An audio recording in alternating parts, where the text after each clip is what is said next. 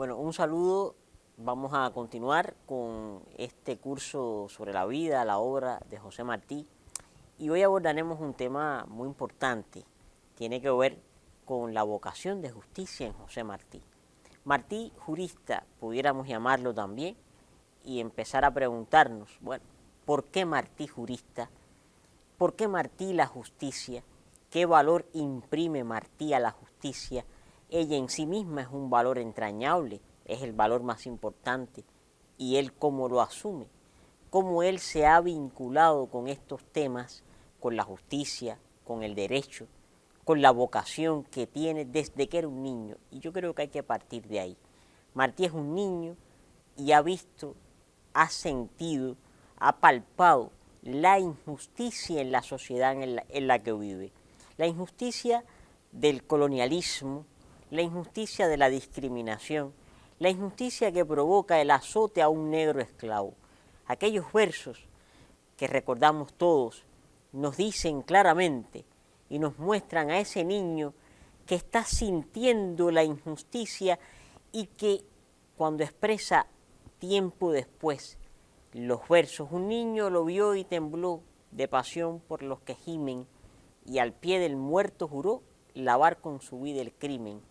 Ahí nos estamos encontrando a un Martí que desde su primera edad, desde que era un niño precisamente, está encontrándose a sí mismo en una vocación, tiene una vocación, forma una vocación, la vocación de justicia, que indiscutiblemente aprende no solo por las vivencias en su niñez, en su adolescencia. Volvemos siempre al presidio, volvemos siempre a lo que él vive y sufre en carne propia. El dolor infinito del presidio, comparable con el infierno de Dante, lo que padece el niño Lino Figueredo o el anciano Nicolás del Castillo, lo que padecen luego los estudiantes de medicina, fusilados en 1871, la injusticia propiamente de la Cuba colonial. Pero, ¿dónde es que Martí va a comprender por qué hay que luchar contra eso? ¿Por qué hay que luchar contra esa injusticia? ¿Quién lo dota a él de esa idea, que no es solo la idea del bien, que lo hace ser un hombre bueno? Por eso es que luego es un hombre justo, porque es un hombre bueno primero.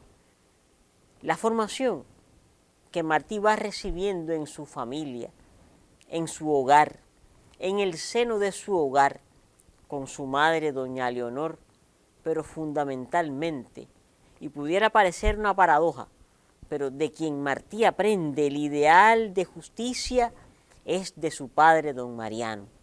Y por supuesto, luego esto él lo va a seguir fortaleciendo, a seguir desarrollando con su maestro entrañable, o como le hemos llamado también, su padre espiritual, Rafael María de Mendive. Pero es que no cabe dudas, él lo reconoce así después, José Martí, cuando habla y hace referencia a don Mariano. De él aprendió el valor de la justicia. Y esa justicia es la que va fomentando el propio Martí a lo largo de su vida revolucionaria, salvaguardando entonces aquello que pudiéramos llamar su gran batalla por la libertad de la nación, por la libertad de Cuba, por la libertad de su patria. Fue una batalla, si bien política, si bien cultural, fue una batalla eminentemente jurídica, porque Martí está luchando por el derecho de los cubanos a ser libres. Martí está defendiendo el derecho de Cuba a su revolución, a liberarse del yugo colonial opresor, del brazo de hierro ensangrentado. Martí está defendiendo jurídicamente ese derecho a la libertad, a la independencia, que le quería y que se le había negado a Cuba, que se le quería negar continuamente. Martí entonces está estudiando Derecho. Esa es otra de las aristas importantes para entender cómo se relaciona con la justicia, cómo se relaciona con el mundo del derecho, con el mundo jurídico. Hay un apotegma. El hombre históricamente ha luchado por pan y por derecho. Martí lo comprende, Martí lo asimila, Martí es consciente de que por derechos hay que luchar, de que hay que conquistarlos, de que hay que luchar por alcanzar toda la justicia, de que la justicia hay que ponerla tan alta como las palmas.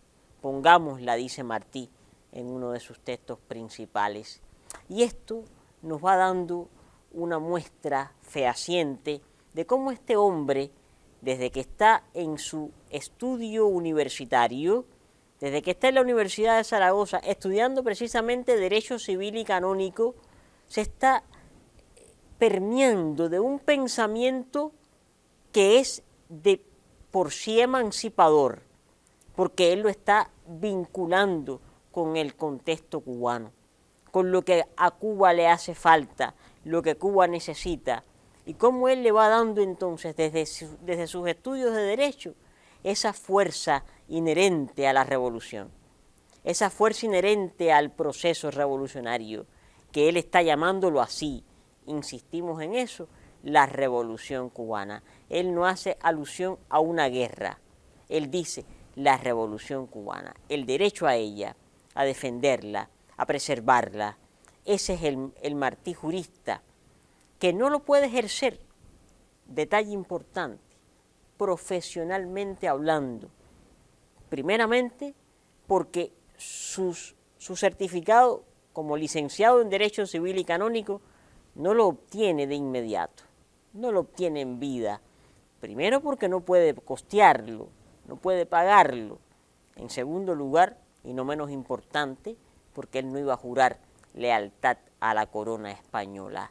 Esa idea en Martí está muy clara. Se graduó de Derecho Civil y Canónico, de Filosofía y Letras, pero no tiene sus títulos. No puede ejercerlo profesionalmente. Lo ejerce sí, en un momento determinado, como pasante en los bufetes de sus amigos Nicolás Azcárate y Miguel Biondi. En esos bufetes Martí ejerce el derecho, pudiéramos decirlo así. Es la manera práctica del ejercicio del derecho. Ya en una institución determinada, con casos muy concretos, pero más que eso, porque Martí lo que está haciendo en Cuba, cuando estás haciendo ese ejercicio práctico del derecho, más bien lo que está es compilando en los bufetes de Azcárate y de Biondi. En el de Azcárate conoce a Juan Gualberto y comienza una amistad entrañable entre ellos. El arte conspirativo en Martí está también fomentándose, ya lo viene desarrollando desde su adolescencia, pero lo está concretando, lo está fortaleciendo en ese año importante, 1878, 1879. Martí ya se ha graduado en 1874 de Derecho en la Universidad de Zaragoza. Martí ya ha visitado México, conoce nuestra América, parte de ella, ya ha estado en Guatemala, ya ha ejercido como periodista y ha ejercido como maestro. En México comienza una relación entrañable con el ejercicio profesional del periodismo. Publica en México los boletines de Orestes, publica en México también textos fundamentales. Pero en Guatemala, Martí está impartiendo docencia, está siendo un maestro. Hacerse un maestro para él era importante, porque era el vínculo extraordinario con una formación necesaria en el ejercicio crítico del pensamiento. Él quería hacer una revista en Guatemala, no pudo hacerla, la hace en Venezuela, dos ediciones, y lo que publica luego, el carácter de aquella revista es algo entrañable, asunto para otro momento, para analizarlo en otra ocasión. Pero cómo él va formándose en ese pensamiento y en esa vocación. Su llegada a Guatemala es fundamental, 1877, y de inmediato el ministro de Relaciones Exteriores de Guatemala, Joaquín Macal, le solicita una valoración a Martí de los códigos nuevos guatemaltecos. Era el Código Civil de Guatemala que estaba naciendo en ese momento. Un código que estaba rompiendo con las ataduras coloniales. En buena medida estaba superando las leyes vetustas del colonialismo español. Y Martí, graduado prácticamente hacía muy poco tiempo de Derecho, ya era conocido en Guatemala, era conocido por sus textos políticos, era conocido por sus escritos en México, por el nombre que ya está conociéndose de ese hombre poeta, de ese hombre que tiene una formación jurídica y que era importante, si ya lo estamos recibiendo, conocer qué opina, qué piensa Martí del Código Civil de Guatemala. Y Joaquín Macal lo invita a hacer una valoración.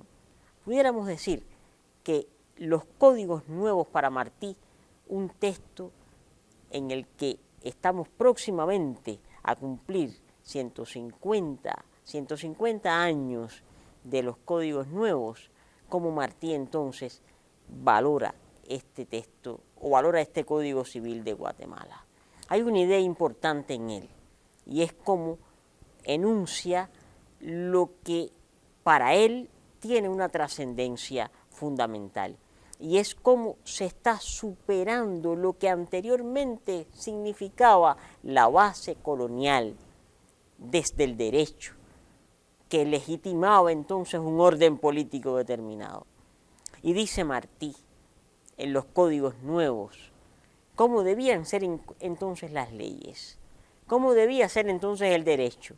El derecho de los pueblos libres ha de ser popular, ha de ser comprensible, ha de ser discutido por todos, entendido por todos, parafraseando al maestro en sus códigos nuevos, en su texto de los códigos nuevos, nos está dando lecciones de cómo legislar, de cómo entender también la manera en que se ordena jurídicamente una sociedad. Y Martí está hablando de instituciones del derecho importantes en la vida civil, familiar, mercantil de una sociedad determinada. Y dice Martí que el código no pudiera ser un código ejemplar porque no se vivía de manera ejemplar en esa sociedad, pero que era un código que superaba aquello que ya era necesario desde hacía mucho superar, cambiar, transformar. Es el pensamiento revolucionario jurídico de Martí, es la vocación también de justicia de Martí, porque había que hacer justicia con el guatemalteco de entonces, el cubano de entonces, que estaba naciendo, que se estaba formando en una idea diferente, en una idea revolucionaria, en una idea autóctona. Por eso es que luego él esa vocación de justicia la va desarrollando. Y hay textos entrañables como el propio texto Nuestra América, su ensayo, donde enuncia un programa político, un programa de descolonización. Era importante para Martí entender la justicia, entender el derecho sobre la base de la asimilación crítica de un criterio, de defender lo autóctono, lo propio, lo que nos definía, lo que nos hacía diferentes desde esa idea, desde esa unidad de fines. Y es por eso que él, y esto se entiende también desde su vocación de justicia, logra superar y logra oponerse a una idea expuesta por el argentino Domingo Sarmiento, que opone y plantea que la contradicción que existía entonces en nuestra América era entre la civilización y la barbarie. Y dice Martí, no hay batalla entre la civilización y la barbarie, porque la civilización que nos quieren imponer no reconoce las civilizaciones de nuestros pueblos, no reconoce las culturas originarias de nuestros pueblos. Para ese civilizado, que es el dominador, es el colonialista, la barbarie se centra, se encuentra en las culturas originarias. Eso hay que descartarlo, eso hay que superarlo. La verdadera contradicción está entre la falsa erudición y la naturaleza real del hombre americano. El hombre de verdad, el hombre que está naciendo en nuestra América, el hombre que tiene que legislarse con leyes diferentes, el hombre que tiene que organizar su vida de manera distinta, el hombre que tiene que corresponderse con una nación diferente, nueva. Gobernante en América tiene que ser un gobernante creador, tiene que ser un gobernante que vaya a las especificidades de su nación, de su pueblo, de su terruño, de su patria. Y eso es justicia también, eso es derecho aplicable en el ejercicio práctico de la revolución. Por eso es que desde aquellos códigos no vamos a encontrar, importante que ustedes tengan eso muy claro, en Martí una obra jurídica, un tratado de derecho, pero su vida, su obra íntegramente es una obra jurídica, es una obra de derecho. Su batalla fue jurídica por el derecho de las cubanas a defender su libertad, de los cubanos a defender su soberanía, de las cubanas y los cubanos a defender la patria y la nación, la revolución. Es por eso que Martí utiliza el derecho como herramienta, utiliza el derecho como arma política también para defender a Cuba, y lo hace desde esa vocación, porque lo primero en Martí tenía que ser alcanzar la justicia, la plena justicia, la igualdad social, la justicia social, que era la justicia precisamente que lo hacía hacer o valer su elección, la de echar su suerte con los pobres de la tierra. Eso es la muestra más fehaciente de un hombre justo, de un hombre que quiere el equilibrio del mundo, de un hombre que tiene fe en el mejoramiento humano y en la utilidad de la virtud, de un hombre que cree en lo que significaría entonces una cultura propia, autóctona, de nuestra América, de Cuba, la cultura liberadora, la cultura emancipadora, la cultura descolonizadora. Liberarse de las ataduras del colonialismo era algo necesario, era aplicar también el valor de la justicia. Martí veía entonces en la justicia y en el derecho esa acomodación, esa necesaria relación, esa necesaria correspondencia y moderación también, porque el sistema que él asume, el legado que él asume y que él lleva al ejercicio práctico de su vida, es también un legado y un sistema diferente al sistema anglosajón. Él se está formando en un sistema de derecho, en un sistema jurídico, en un sistema de justicia totalmente diferente al anglosajón, al norteamericano.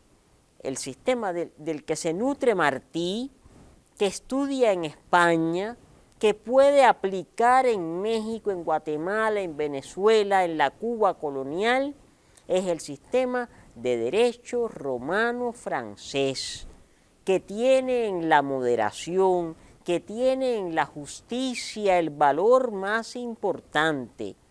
Lo que vale no es el tener, lo que vale es el ser. Lo que tiene valor y por lo que hay que luchar no es por la exaltación de lo material, sino por la exaltación de lo espiritual. La carta entrañable a María Mantilla, conocida como su testamento pedagógico, lo dice claramente. Mucha tienda, poca alma. Quien tiene mucho adentro necesita poco afuera. Quien tiene mucho afuera es porque tiene poco adentro y quiere disimularlo poco.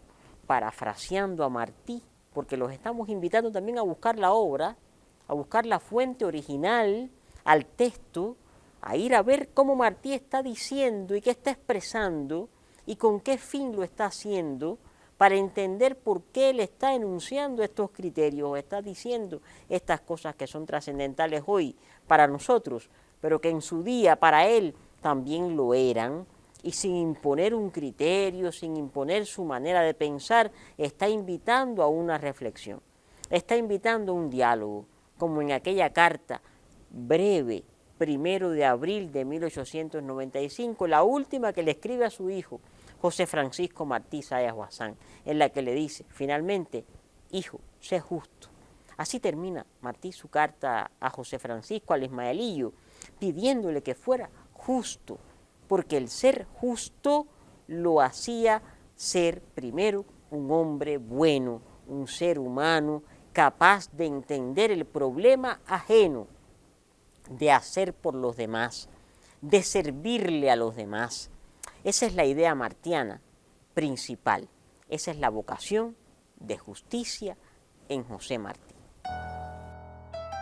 Bueno, esperamos entonces que con estos encuentros, con estos acercamientos que hemos realizado a facetas importantes de la vida y la obra de José Martí, hayan servido de preparación, de formación y por supuesto que tengan en cuenta estas ideas para la labor educativa tan importante que hoy se está desarrollando y que están prestos entonces ustedes a desarrollar con las más jóvenes generaciones de cubanas y cubanos que se están formando en una Cuba socialista, en una Cuba martiana, en una Cuba antiimperialista, en una Cuba que sigue y que está, por supuesto, tras los pasos de José Martí y de Fidel Castro.